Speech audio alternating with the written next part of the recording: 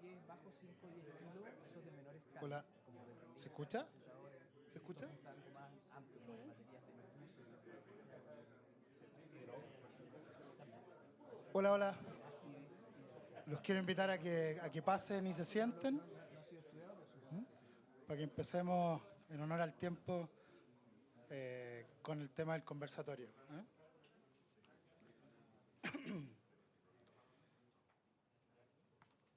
Bueno, uno de los temas que conversaba la otra vez con un cliente me decía, siempre que pasan estas cosas tributarias, puta, ¿por qué Marco nos cambian las reglas del juego?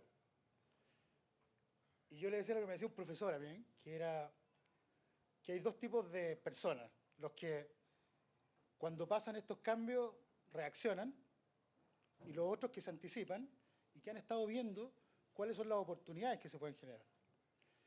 Es por eso que en esta instancia quisimos convidar a David y a Gonzalo para que de una manera más entretenida, en un formato de conversatorio, podamos cada uno plantear las ideas que se les vayan ocurriendo.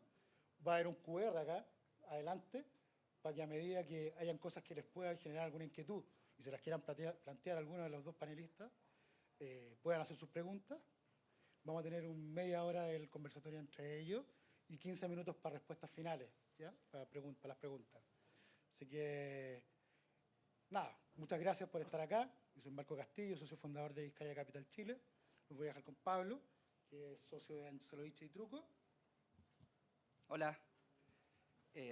Primero agradecer que hayan venido.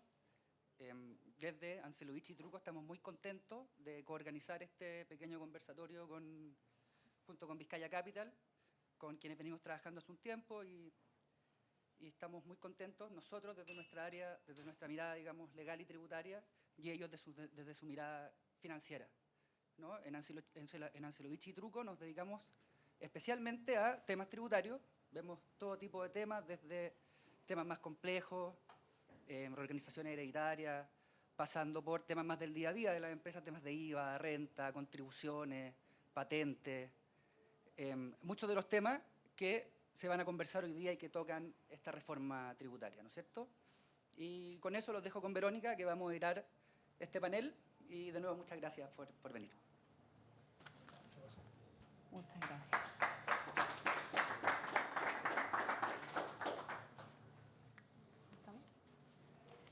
Bueno, muy buenas tardes. Me sumo a los agradecimientos de Marco y de Pablo que todos estén acá. Cuando venía pensaba que habíamos tenido la suerte de que después de tanta lluvia había sol. Y dije, esto no puede ser casualidad, si hay sol es porque va a haber luz para enfrentar este tema que estoy segura a muchos de ustedes les da mucha inquietud. La idea de invitar a nuestros panelistas tiene que ver justamente con tener una doble mirada. La mirada tributaria, la mirada técnica, pero también la mirada política. Para este tipo de transformaciones, cualquier Estado, cualquier país y cualquier inversionista, por supuesto, que necesita entender ambos contextos, y por eso es que hemos invitado a, ya lo conocen, Gonzalo Blumel. Él es ingeniero civil de la Universidad Católica, magíster en economía de la Universidad de Birmingham, es exministro, secretario general de la Presidencia y también fue ministro del Interior y Seguridad Pública. Es el director del Centro de Estudios Horizontal y de la Fundación Presidente Sebastián Piñera, columnista de La Tercera y autor de este libro, además, que me atrevo a recomendar, La Vuelta Larga, que realmente vale la pena que lo puedan revisar. Y también David Ancelovici, él es abogado de la Universidad Adolfo Ibáñez, es magíster en Derecho Tributario de la Universidad Adolfo Ibáñez, es máster en Derecho Tributario Internacional de la Universidad de Leiden de Países Bajos, trabajó como abogado senior en el área de transacciones de EY, es abogado en el área de inversiones de BTG Pactual, director del área de impuestos de Albagli Saliasnik Abogados, ahora es socio de Ancelovich y Truco y además fue asesor de la OPE en temas tributarios. A los dos, muchas gracias por estos minutos de conversación. Quiero partir, tenemos 30 minutos, con una pregunta muy general para ambos. Quiero saber, ¿cuál es la primera impresión que tienen ustedes hoy día respecto a la reforma tributaria, entendiendo que todavía falta un paso en el Tribunal Constitucional? Aprovecho de dar ese contexto. Tiene que resolver el Tribunal Constitucional básicamente 3 requerimientos que puso la oposición: la invariabilidad tributaria para las grandes inversiones, los beneficios o indemnizaciones asociados a proyectos de inversión cuyos permisos ambientales hayan sido rechazados y las normas ambientales y de justicia ambiental por estimar que restringen los controles y podrían afectar derechos constitucionales. Esas son las 3 cosas que hoy día tenemos pendientes. El resto está todo oleado y sacramentado, como decía alguien por ahí. Ahora sí, con ese contexto, quiero preguntarles una mirada general respecto de lo que hay hoy día instalado en términos de reforma tributaria. Gonzalo, parto contigo. Bueno, primero, ¿se escucha, no? Sí. Ya, lo primero, saludarlo a cada uno de ustedes, Verónica, David, y a nuestros anfitriones, Vizcaya Capital y Ancilo Bici y Truco, por ejemplo. Sí. Y yo te diría que mi primera mirada es tremendamente positiva, es una gran noticia que se haya... La reforma en la práctica está aprobada, o sea, queda alguna discusión legislativa, que es básicamente la votación en el Senado del informe de la comisión mixta sobre una cosa muy menor que es la compensación a los municipios, que yo sospecho que el ministro de Hacienda preferiría que se rechace porque se ahorraría algo de plata, digamos, recursos fiscales que son muy escasos hoy día. Pero la reforma se aprobó y lo que yo encuentro que es más valioso es que se aprobó prácticamente en su totalidad, ¿no? Ayer el ministro de Hacienda hizo una presentación en un seminario y mostraba la comparación de lo que entró a lo que salió y en esencia la reforma salió, el corazón de la reforma salió intacto, ¿no? Fundamentalmente la parte tributaria. Entonces, desde ese punto de vista yo encuentro que es una buena noticia para Chile, es una buena noticia para el impulso, especialmente el crecimiento y la inversión. Obviamente esto no va a mover la aguja de manera... Sustancial. Yo creo que lo va a mover de manera importante, pero todavía faltan muchas cosas más, especialmente en el ámbito del mercado laboral y especialmente en la maraña regulatoria para el desarrollo de los proyectos de inversión. Pero sacar un proyecto de este calado en 3 meses, siendo que el gobierno anterior no pudo, le rechazaron su reforma tributaria y en el segundo gobierno del presidente Piñera también tratamos de hacer un proyecto de modernización tributaria y tampoco finalmente salió una cosa muy parcial, muy agotada por los problemas que enfrentamos en el Congreso. Entonces creo que es una buena noticia, que mueve la aguja, no definitivamente, pero la mueve en parte y queda pega por delante. Y no es menor que esta es la primera baja de impuestos desde el año 90 a la fecha. Nunca se había bajado el impuesto de primera categoría. El impuesto de primera categoría en el 90 creo que era 10%. Y después fue progresivamente subiendo hasta 17%. Y de ahí saltó a el 27% en la reforma del... Hubo una alza por el terremoto del 2010 temporal, que después se quedó definitiva arriba, y después saltó a 27% con la reforma de Bachelet. El promedio de la OECD es 23%. Y ahora baja a 23%. Creo que es una buena noticia, lo primero es del 90, corrige algunas cosas importantes, así que en eso hay que decir chapó al gobierno, creo yo. David, ¿es esto un cambio de modelo o estamos frente solo a ajustes? ¿Tu mirada respecto a eso? Gracias, Verónica. Bueno, a partir también, igual que Gonzalo, agradeciendo a quienes vinieron. Esto es una forma de presentar distinta a lo que estamos acostumbrados los abogados, yo creo. Estamos acostumbrados a hacerlo con un PowerPoint. Así que en este sentido, genial que estemos en esta dinámica con Gonzalo. Y respondiendo a tu pregunta, yo creo que sí, que es un cambio de modelo, más que un cambio de modelo, es una integración de modelos. O sea, las reformas tributarias, a través de las distintas iniciativas que pueden ofrecer, tienen distintos modelos de recaudación, ¿cierto? Tienen una recaudación inmediata para hacer caja, ¿cierto? Y desde el día 1 el ministro Quiroz ha dicho que estamos pobres. Entonces, efectivamente, hay iniciativas que quieren hacer caja inmediata. Ejemplos de eso son el impuesto a la herencia y la rebaja automática con un plazo definido, ciertos impuestos sustitutivos que también tienen un plazo muy definido, regularización de inversiones con plazos definidos, que eso yo creo que pretende hacer caja y generar un efecto a corto plazo. Y después está el modelo más largoplacista, digámoslo, ¿cierto? Que busca bajar tasas, efectivamente, es un modelo que no acostumbramos ver, especialmente después de la reforma grande que hubo en 2014, pero busca generar impuestos secundarios, ¿cierto? Por ejemplo, la baja de la tasa de impuesto de primera categoría también busca generar, por ejemplo, más empleo y más tributos a través de los impuestos del trabajo, la desintegración del sistema, por ejemplo, que baja, ¿cierto? La tasa del 44 como 45 compuesta, busca generar más liquidez, irse del 10% al 0% con las acciones, ¿cierto? Que trazan en bolsa también. Entonces, eso yo creo que el objetivo de Hacienda es generar más caja, liquidez para inyectar a la economía. Mucho se dice, particularmente con una carga ideológica tal vez, sí, que esta es una reforma para los súper ricos, un discurso que ha sostenido la oposición hace ya bastante rato. La pregunta primero es saber o despejar esa inquietud desde lo técnico. es para los súper ricos o logra también abarcar, por ejemplo, o destrabar la inversión, apoyar a las pymes, a las familias de clase media? ¿Qué opinión tienen respecto de eso, de ese eslogan que uno ha escuchado mucho desde la oposición? Yo creo que es una tontería, es un eslogan ideológico, porque evidentemente hay muchos súper ricos que son dueños de empresas y también hay muchas personas que no son súper ricas y son dueños de empresas. La baja del impuesto de primera categoría evidentemente beneficia a los propietarios de las empresas, pero hay de todo, ¿no? Desde los propietarios multimillonarios hasta las AFP, que indirectamente todos los chilenos tenemos algún grado de propiedad. Entonces, la clásica tara de la izquierda respecto a este tema, ¿no? Y que yo creo que le ha hecho mucho daño a Chile. Porque si uno piensa hasta el 2014, la reforma de Bachelet 2, había un consenso relativamente transversal, centro-derecha, centro-izquierda, que el crecimiento era bueno para Chile y que el crecimiento, Lagos decía, crecer con igualdad, no crecimiento con equidad. Y eso se rompió el 2014. Y yo siento que la reforma esta no es una reforma estructural, pero sí viene a reparar algo que se rompió. En la economía chilena algo como que se trizó, se crujió y se rompió entre del 2014 en adelante. Y empieza a reparar ese daño que le causamos, digamos, a la estructura fundamental de la economía, particularmente haciendo mucho más cara la inversión y también rigidizando y encareciendo enormemente el mercado laboral. Esto aborda lo primero, lo segundo todavía está pendiente. Entonces, si va a favorecer a algunas personas de mayor patrimonio, seguramente, pero va a favorecer a la economía en general, con la posibilidad de que la baja de impuestos y la invariabilidad tributaria nos haga más competitivos, aumente la inversión, genere más seguridad, más estabilidad, y con eso finalmente cuando hay inversión hay más empleo, y cuando hay más empleo hay mejores sueldos, y con eso le da bien a todo Chile. Conectando, David, con lo que dice Gonzalo, ¿es suficiente para que la inversión efectivamente se produzca o puede pasar, por ejemplo, que las empresas simplemente paguen menos tributos, pero que no inviertan? ¿Cómo despejar esa inquietud? La verdad, puede pasar. O sea, leyendo, por ejemplo, el informe financiero que publicó Hacienda, no hay ninguna norma que te obligue a invertir. Solamente hay mínimos, ¿cierto? Y yo creo que los cálculos que hizo Hacienda son bien tirados para arriba, ¿cierto? Especialmente en todo lo que es con invariabilidad tributaria.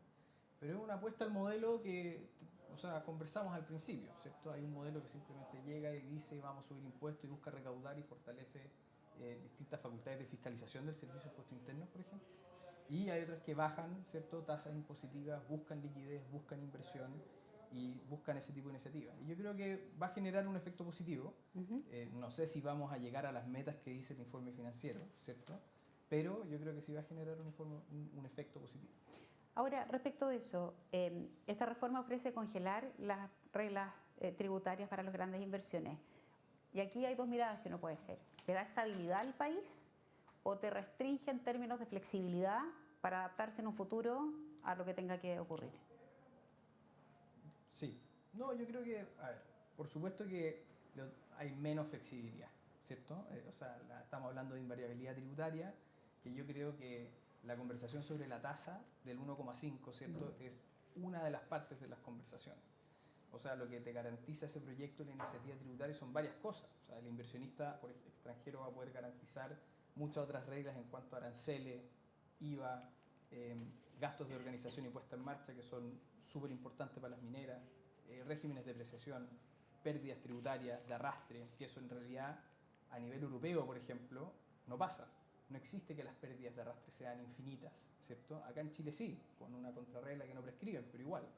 Y esas son las reglas que yo creo que son más importantes y de hecho es mucho más fácil que eso cambie en el futuro más que una tasa de impuesto corporativo. Ya que tocaste ese tema, aprovecho de recordar para que escaneen el QR conforme vamos pasando por distintas preguntas para que ustedes también tengan la posibilidad de plantear todas esas inquietudes.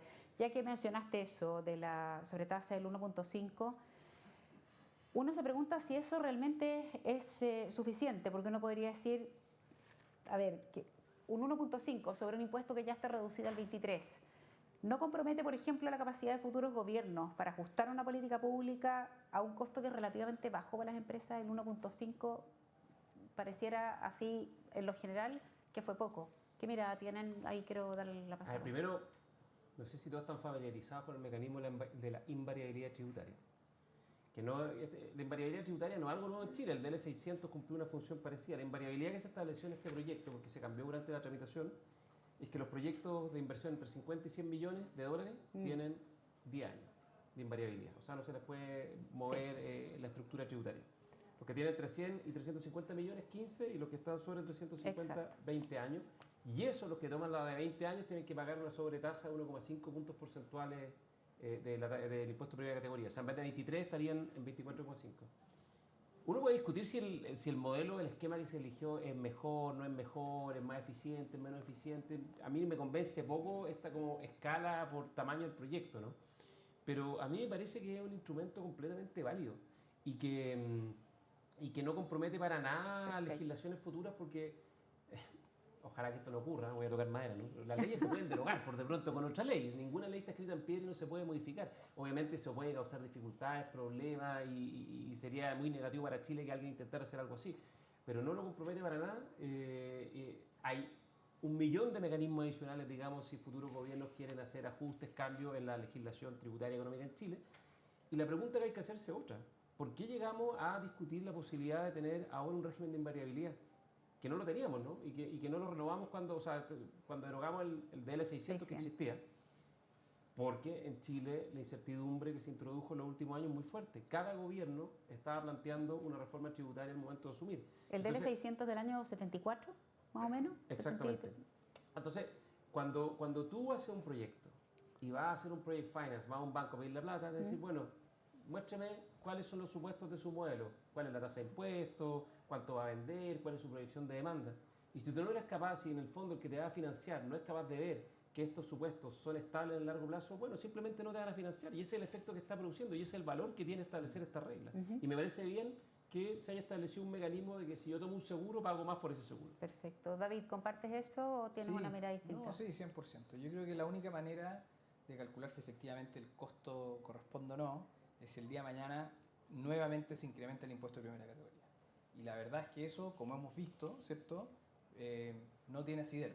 O sea, desde el año, hemos incrementado, como bien dijo Gonzalo, el impuesto de primera categoría, por ejemplo, desde el año 2014 hasta ahora, hemos incrementado en 7 puntos, pero la recaudación se ha mantenido en el 4% del PIB.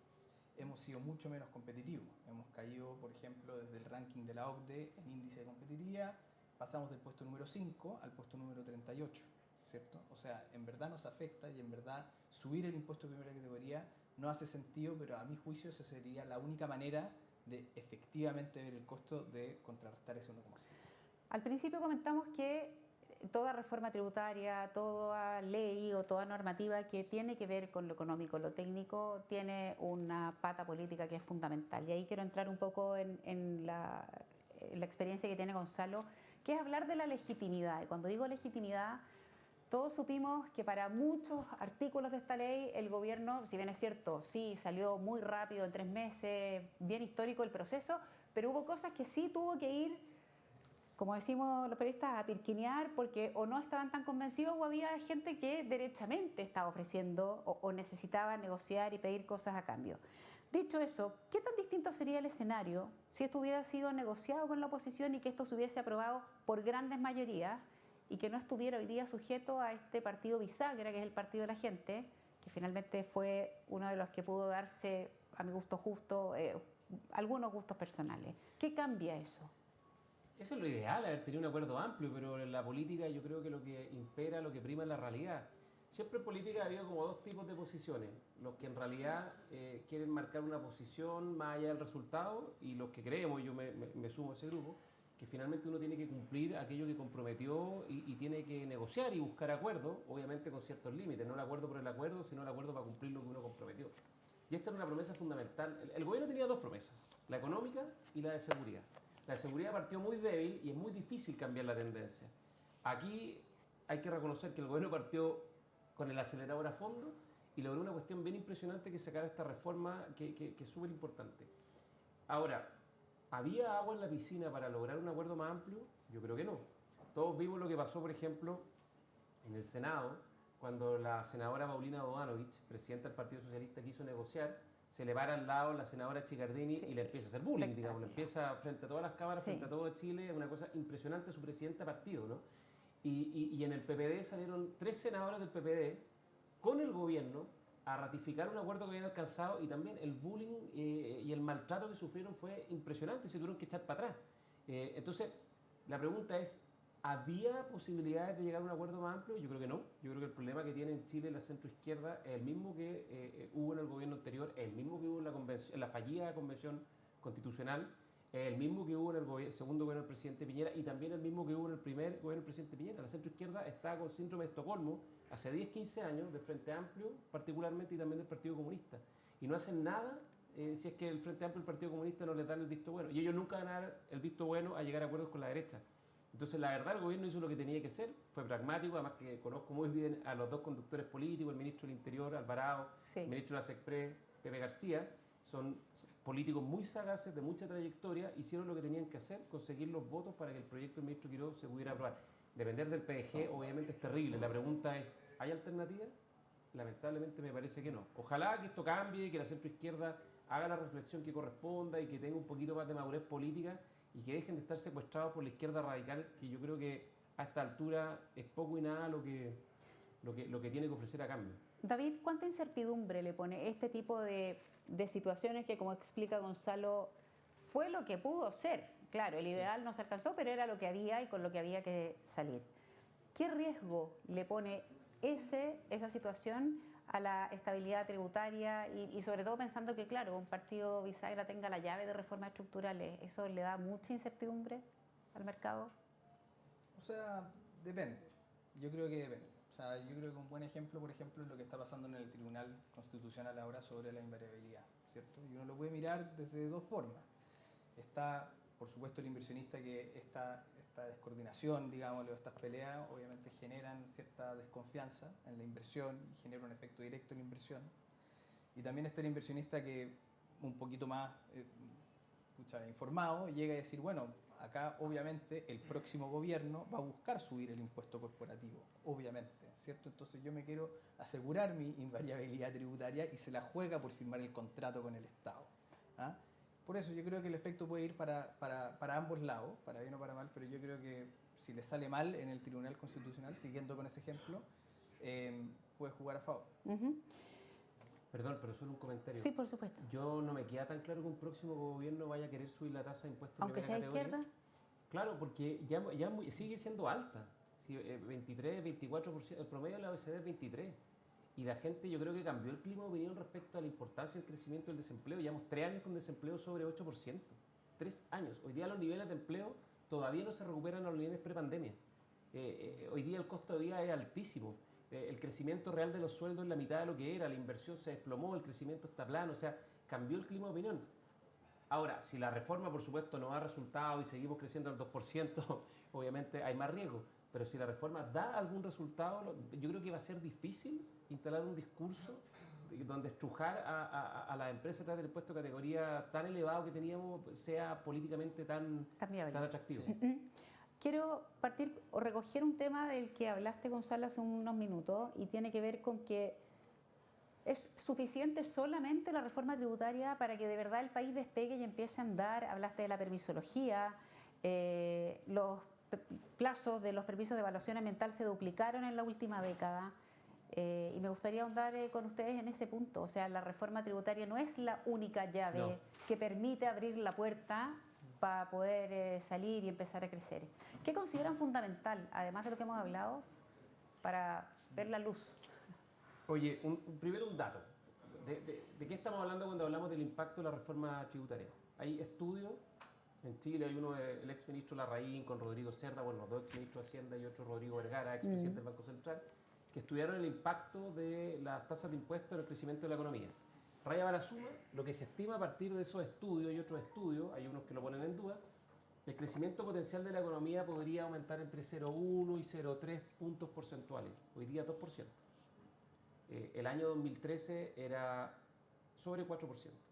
El crecimiento de tendencia, el crecimiento a largo plazo. Entonces, esto mueve la aguja un poquito, digamos, y ayuda sobre todo, yo creo, desde el punto de vista como político, social, cultural, de que estamos hablando de crecimiento y que el crecimiento es algo deseable. Entonces, yo creo que eso ya es una contribución y puede que agregue un par de puntitos más, porque el crecimiento estaba muy demonizado. Si en la Convención Constitucional hablaban de decrecimiento. Sí. Entonces, ¿qué falta? Yo siento que faltan 3 cosas, pero ya check con lo que se hizo, que es muy valioso. El primer paso, ¿por pero dónde? 3 cosas, sí, muy breves, y después los profundizamos. 1, la maraña regulatoria para hacer proyectos en Chile es brutal. Yo le comentaba a David que por razones profesionales ahora me toca estar muy metido en esos temas. De acuerdo a un estudio de la Comisión Marfan, que se convocó en el gobierno anterior, en Chile, sacar los permisos para un proyecto de inversión en promedio son 6 años. Una brutalidad. Una desaladora son 12 años y una minera son 9 o 10 años. Antes de mover nada, ni un metro cúbico de hormigón, nada, ni poner una pala y hacer un hoyo. Son 6 años en promedio, 9 años para las mineras, 12 años para las desaladoras. Entre paréntesis, las mineras ahora todas necesitan desalación porque operan con agua desalada, porque si no, no tienen permiso ambiental. Entonces, esa parte es brutal. De hecho, la Comisión Marfan estimó que reducir 1/3 el tiempo promedio de los permisos es equivalente a bajar 3,5 puntos la tasa de impuesto a las empresas, ¿no? O sea, de mayor retorno al capital. Entonces, ahí hay un problema feroz entre lagartijas, entre las arañas que circulan por los hospitales. Bueno, el medio ambiente hay que protegerlo, pero lo que hay en Chile se ha vuelto realmente kafkiano. En Australia es la mitad del tiempo, ese es el primer tema. Segundo tema, el tema laboral. En Chile hemos pasado un montón de normas laborales de distinta índole, de distinta naturaleza, y hoy día el mercado laboral está enfermo. Lleva 3 años con una tasa de desempleo sobre el 8%, lo que hace 10 años atrás era inverosímil, ¿no? Eso era solo en momentos de crisis y recesión. El costo laboral, la productividad laboral y el empleo, especialmente en los sectores más vulnerables, mujeres y jóvenes, está muy, muy deteriorado. Tenemos del orden de 500.000 personas que debiesen estar en el mercado laboral y que no están trabajando. Y eso además es un drama social. Por supuesto. Respecto a la autonomía, la capacidad de generar ingresos, de tener una vida digna. Y lo tercero, y aquí me traigo agua para mi molino, es el sistema político. Tenemos un sistema político, especialmente en el mundo parlamentario, legislativo, donde hay mucho discolaje, donde hay mucha fragmentación. Ha mejorado un poco. En el gobierno, en la legislación anterior teníamos 21, 22 partidos en el Congreso, hoy día creo que tenemos 11, 12.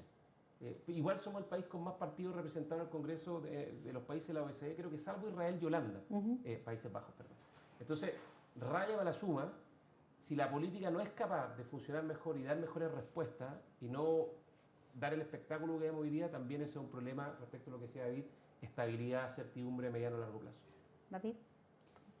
De acuerdo, yo creo que esta es una pregunta más orientada a política pública, pero yo te diría que tenemos que en general, yo creo que si puedo como globalizar un poco lo que decían, tenemos que ser más eficientes. O sea, nosotros que por ejemplo en la oficina, contando ya un poco más de experiencias personales, o sea, tenemos clientes que buscan hacer negocios, inversionistas extranjeros y locales también, desde pyme, hasta desde iniciar actividades, hasta sacar un root extranjero, se demoran semanas, meses.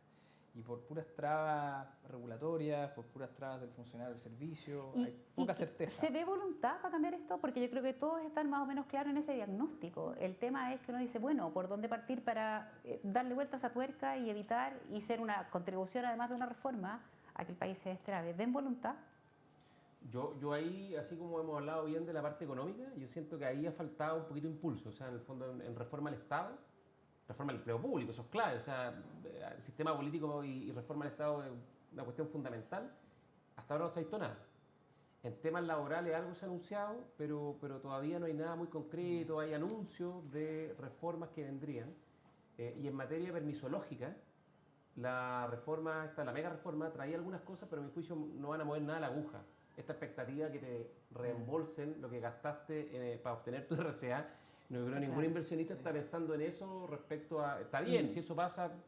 Me parece además que es una norma hiperdiscutible desde el punto de vista constitucional, ¿no? Porque si te revocan la RCA es porque tuviste un problema. Sí, claro. Entonces, yo creo que ahí todavía lamentablemente no ha pasado nada y me toca verlo. Cuando hoy día uno quiere presentar un estudio de impacto ambiental, que es el permiso fundamental para sacar un proyecto adelante, la cantidad de guías y normativas y trabas, podríamos estar conversando semanas, no los voy a detallar, pero es terrible. Y hasta ahora, en eso que es una cuestión bien concreta, son guías, no son leyes, no pasan por el Congreso, es voluntad del Ministerio de Medio Ambiente o los servicios, hasta ahora no ha habido cambio relevante. Qué increíble. David, otros temas que también importan en la práctica, más allá de la tasa corporativa, la reforma toca varios puntos que afectan las decisiones del día a día. La reintegración del sistema tributario, la declaración de bienes en el extranjero, el impuesto a las herencias, entre otros. ¿Cuáles de esos cambios crees tú que va a impactar más a las empresas familiares y qué recomendaciones prácticas podría hacer? Buena pregunta. Te cuento un poco tanto de la experiencia que hemos visto con clientes que se están anticipando un poco también. Y yo te diría que se enmarcan principalmente en dos, ¿cierto? Lo primero, las empresas familiares tienen un denominador común que es un patrimonio, y ese patrimonio suele ser transgeneracional, o sea, va a trascender generaciones y idealmente más de una generación. Y traspasar ese patrimonio siempre ha sido un tema no solamente desde el punto de vista impositivo, gobierno corporativo, cómo se hace, etcétera, y la reforma te da distintas franquicias para hacerlo de forma fácil y ordenada. Y lo primero que nosotros recomendamos en ese sentido es que las empresas familiares, los patriarcas familiares, no se queden solamente con la reforma o con el tax alert de la Big Four, ¿cierto? Porque todas las soluciones finalmente terminan siendo medidas. O sea, depende qué activo yo dono, depende si dono la administración o no, los frutos de esos activos o no, qué tanto control se quiere o no, cómo se quiere hacer. Y al final, toda la asesoría que uno puede prestar como abogado, no solamente tributaria, ¿cierto?, termina siendo muy a medida y ninguna asesoría es igual para todos. Perfecto.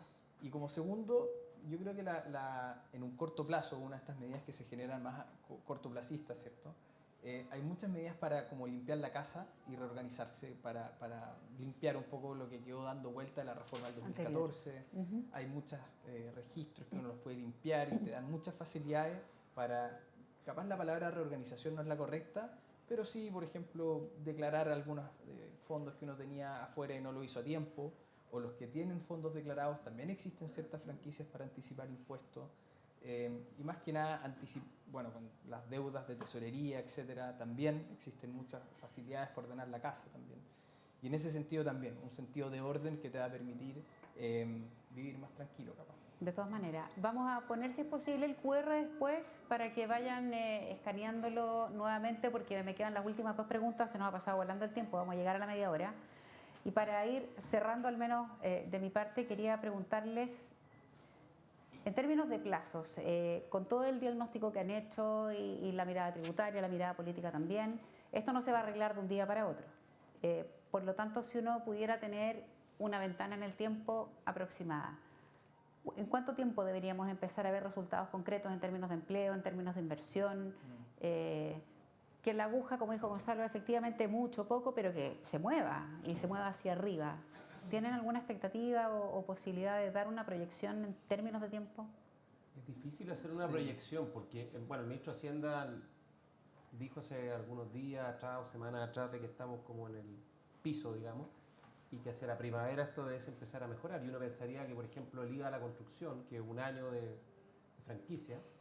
Es como esto de los brotes que se hablaron alguna vez. Eso no hay que invocar a esa frase, porque esa frase envejeció muy mal. Pero ya, uno diría el IVA a la construcción podría ser algo relativamente pronto, pero la baja del impuesto a las empresas, eso, la aguja es muy de mediano a largo plazo. Si los proyectos nuevos que se van a activar por eso van a tomar mucho tiempo, por lo que hablamos en permisos, en autorizaciones, en desarrollarse.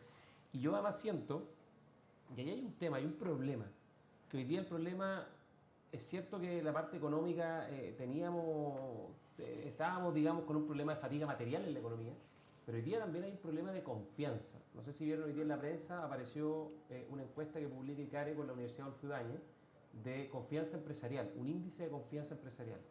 El índice marcó 42,3 puntos, que es negativo, porque va de 0 a 100. 50 es como neutro, de ahí para abajo negativo, y de ahí para arriba es positivo. Cuando partió el gobierno era 52. Esta es confianza empresarial, estamos hablando de la gente de patrimonio, que invierte, que toma decisiones y que está hiperinformada, o debía estarlo. De 52 en febrero, previo de asumir al gobierno, a 42 puntos. Si uno mira la encuesta CADEM, la que se publicó el fin de semana pasado, hoy día, cuando le preguntan a la gente cuál es su percepción sobre la marcha de Chile, si está progresando o está estancado y retrocediendo, 19% dice que está progresando, 79% dice que está estancado o retrocediendo.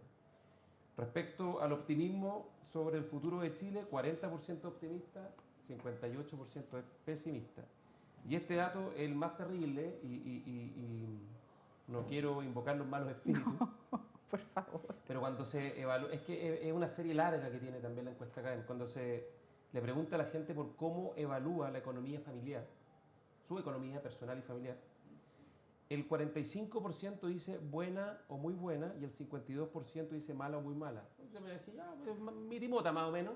El único problema es que cuando uno mira esa serie, que es larga, son muchos años, básicamente ha habido solo 2 momentos donde la gente considera que... Porque la gente siempre piensa que el país está como las pelotas, que todo está mal, pero cuando le preguntan por sí mismo, en general tiende a ser un poco más Optimista.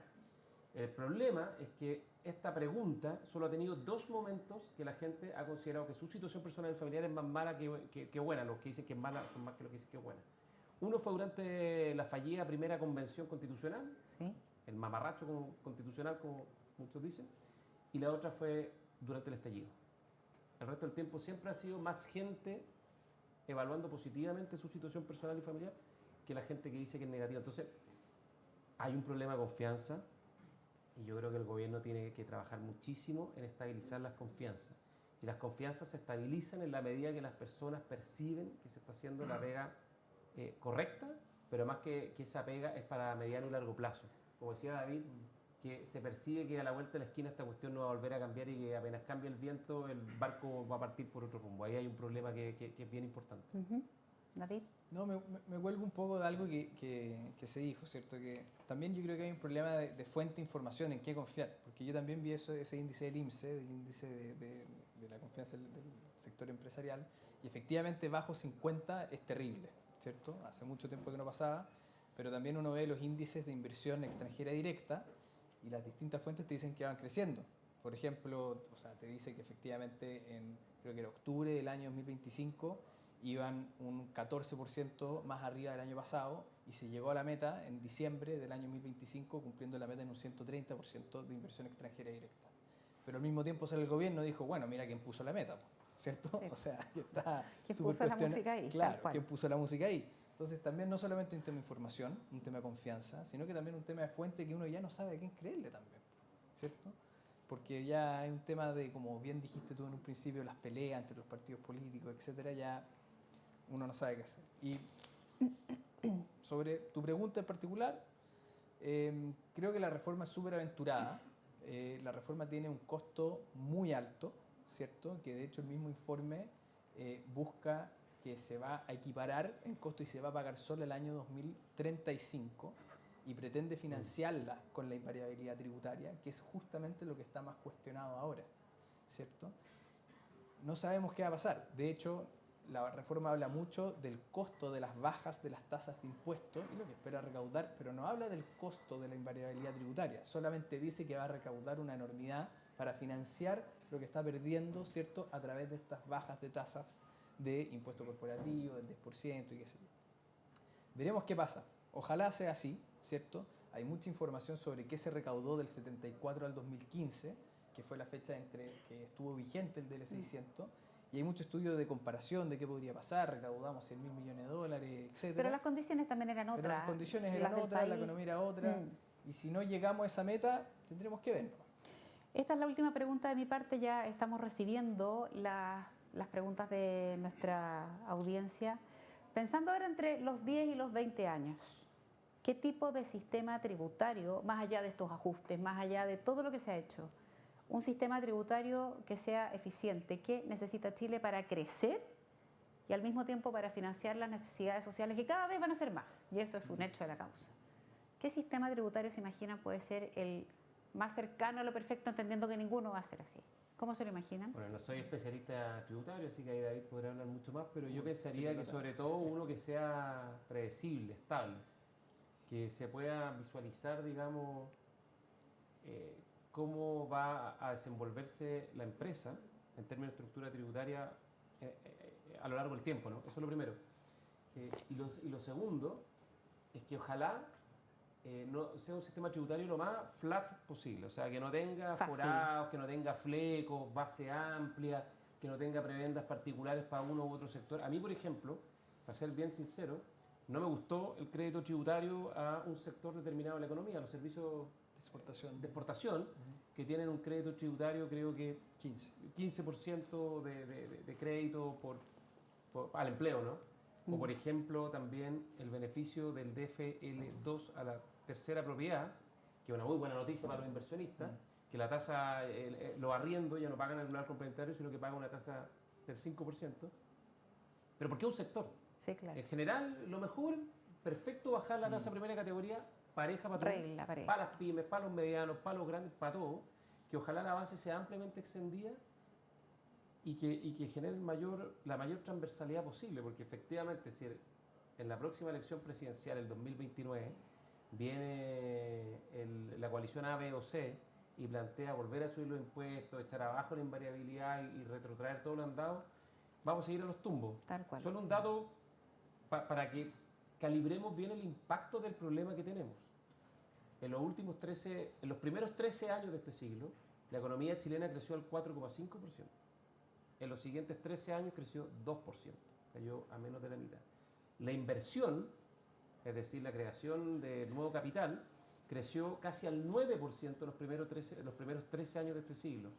En los últimos 13 años ha crecido 1,5%. O sea, es un problema grande, estructural, que esta reforma empieza a corregir, pero queda mucha pega por delante. David.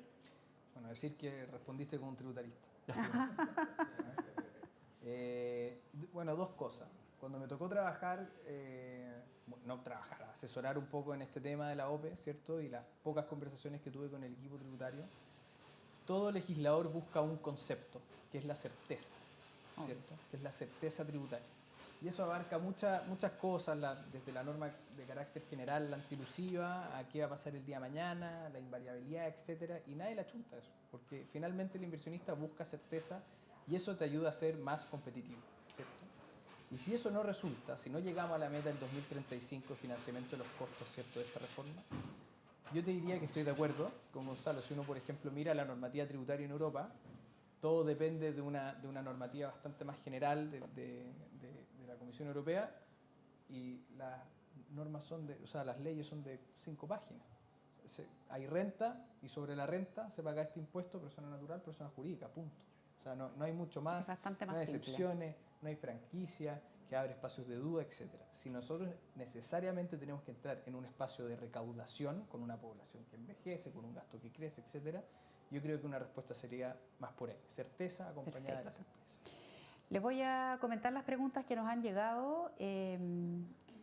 Aquí dice, ¿la reforma cambia la tributación efectiva de dividendos, intereses o ganancias de capital para personas naturales que invierten en el mercado de capitales? ¿Qué efecto directo se ve en la reforma en el mercado de capitales? Eso es para David. Eso es para David. Aquí el que tenga Sí, el esa anzuelo respuesta lo es bien lanza. corta y simple en realidad. O sea, antiguamente las acciones y las inversiones en el mercado bursátil chileno era ingreso no renta, las ganancias de capital, ¿cierto? Pasaron a tener un impuesto único del 10% después de la última reforma y ahora vuelven a ser a partir del 1 de enero del 2027, siempre y cuando se publique antes de esa fecha, esas ganancias pasan a ser ingreso no renta. Entonces la verdad es que pasa a ser uno de los mecanismos, ¿cierto?, a corto plazo que busca la reforma a través del informe financiero para generar liquidez. Incierto, volviendo un poco a tus preguntas, no se sabe si esa plata van a llamar a Marco Castillo y decirle vamos para afuera, ¿cierto?, al extranjero, la invertimos acá. Incierto. Perfecto. ¿Cierto? Pero sí. ¿Qué diferencia hay entre la reforma del 8% para blanquear capitales y la actual? También, súper específico, del 8% estamos yendo bastantes años para atrás. Eso es 14. Sí, bastantes años para atrás. Y en esa reforma básicamente buscaba no blanquear, pero declarar capitales que no habían sido declarados oportunamente. ¿Ya? Ahora cambia un poco. Y acá puede que me tome un minuto en la respuesta, pero básicamente te dice los capitales que no han sido declarados a la presente fecha, ¿cierto? Usted tiene la oportunidad de pagar un 10% de impuestos no sustitutivo, pero un 10% para declararlo, ¿ya? Puede pagar un 7% si usted se compromete a traer esos dineros a Chile dentro de los próximos 3 años. Yeah. Y adicionalmente, si usted ya tiene plata declarada en el extranjero, pero por la cual no ha tributado, por distintas estructuras tributarias que pueden haber armado unos maraños tributarios por ahí, ¿cierto? Usted puede adelantar su impuesto personal y pagar un 7%, ¿cierto? Ahora, esa norma también está acompañada de muchas otras cosas, como por ejemplo, una coordinación con el Banco Central, con la UAF, información de beneficiarios finales. Entonces, el Servicio de Impuesto Interno igual aprendió de experiencias pasadas, no solo la última reforma, además de la del 2014, sino que va a pedir mucha más información. Bien, aquí me llegó una para Gonzalo.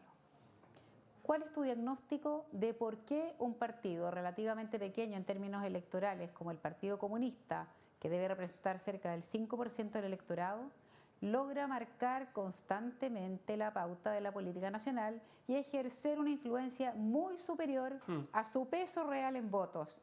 Aprovecho de agradecer tus servicios. David, ¿crees que se están subvalorando los ingresos estimados por la rebaja del impuesto a la herencia? Pregunta Raúl Vivar. Parto contigo, Gonzalo, respecto Mira, a ese análisis Raúl, político. Es una buena pregunta, porque es un misterio de la divina providencia lo que pasa con el PC en Chile, porque ¿en qué país del mundo democrático hay partidos comunistas que les vaya bien en elecciones? Bueno, tal vez no, tiene 5% el PC más o menos del peso electoral. No es tanto, pero no es poco. O sea, los partidos más grandes tienen 8, 9, 10, 12, 14 como mucho. Entonces es bastante. Y yo no conozco ningún otro país donde haya un PC, país democrático me refiero, no, Sí. no Corea del Norte, Cuba, Claro, sí, no, Venezuela, estamos hablando de Nicaragua. De hecho, el eurocomunismo desapareció, que era como la vertiente democrática del comunismo, ¿no? En Italia particularmente, en Francia. Y acá en Chile sobreviven, y lo más impresionante es que sobreviven con renovación de figuras, de rostros, no de ideas. No. Las ideas son las mismas, eso no cambia. Y lo demostraron, yo creo, sobre todo después del estallido, el año 2019, ¿no? Y los años que vienen después. Entonces la pregunta es ¿por qué tiene tanta influencia? Yo creo que porque, primero, ellos representan un cierto mito, que es el mito del socialismo. Y la política necesita mitos. Nos guste o no nos guste, la política es vender un sueño. Y algunos andan con poleras del Che Guevara y eso los moviliza, y Fidel, y ahora vemos que Lautaro Carmona fue a Cuba, digamos, a celebrar el centenario del nacimiento de Fidel Castro, y yo creo que están profundamente equivocados, que están celebrando un dictador que secuestró una isla, la tiene secuestrada por más de 70 años, pero esos mitos son efectivos en política. Y lo segundo, porque trabajan como bestias y son muy disciplinados. O sea, cuando uno va al Parlamento y está en una comisión, uno se enfrenta a todo tipo de parlamentarios y hay de todo tipo, ¿no? Y cuando uno enfrenta a un comunista, uno sabe que son cerrados, que son porfiados, que si dicen que el sol sale por el oeste y se pone en el este, ellos van a decir eso, porque eso dice el manual del buen comunista, pero los tipos hacen la pega. Son serios en lo que hacen, digamos. O sea, en el fondo están profundamente equivocados y trabajan con mucha disciplina por esa equivocación. Ya, lo que quiero preguntarte además, o sea, son consecuentes con lo que persiguen. ¿Cuánto implica también que el Partido Comunista es el que mueve la calle? Y cuando mueve la calle, evidentemente que las presiones parlamentarias, ¿cuánto pesa eso? Si tú sabes que probablemente con un comunista descontento en un tiempo prolongado, la posibilidad de desorden es alta. Una vez me junté con Guillermo Tellier y me dijo, me reconoció que yo en el estallido no tenía ni cercanamente lo que ellos mismos pensaban que podían llegar a hacer. Hay otra izquierda que está mucho más a la izquierda que el PC y que es mucho más radicalizada. Está en tu libro.